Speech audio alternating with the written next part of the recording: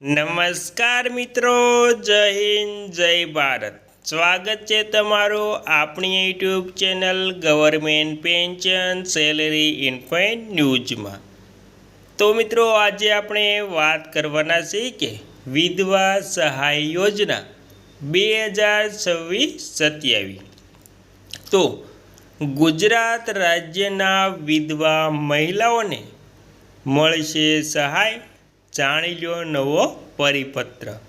તો મિત્રો, ગુજરાત રાજ્યના વિધવા મહિલાઓ માટે નવો પરિપત્ર જાહેર થતાં તમામની સહાયમાં થશે વધારો। તો મિત્રો, ₹1250ની સહાય તમારા ખાતામાં આવશે સીધા બેનિફિટ ટ્રાન્સફર। તો વિગતવાર વાત કરીએ તો ગુજરાત સરકારની ગંગા શ્રુપા વિધવા પેન્શન યોજના અંતર્ગત નિરાધાર વિધવા બહેનોને દર મહિને ₹1250ની આર્થિક સહાય સીધી બેંક ખાતામાં આવશે।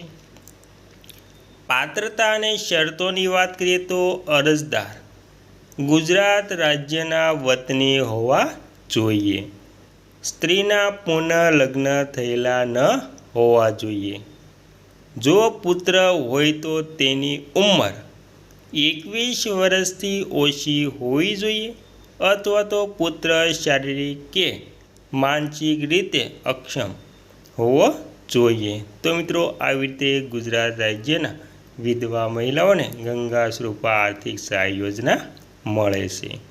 ત્યારબાદ જરૂરી દસ્તાવેજો: પતિના મરણનો દાખલો, આધાર કાર્ડ અને રેશન કાર્ડ, આવકનું પ્રમાણપત્ર જે મામલતદાર કે તલાટી દ્વારા પ્રમાણિત કરેલું, વિધવા હોવા અંગેનું અને પુનઃ લગ્ન ન કર્યા અંગેનું સોગંદનામું, ઉંમરનો પુરાવો જેમાં લિવિંગ સર્ટિફિકેટ, જન્મ તારીખનો દાખલો, બેંક પાસબુકની ઝેરોક્ષ અરજદારના નામે, એટલે કે જે અરજદાર છે તેની બેંક પાસબુકની નકલ।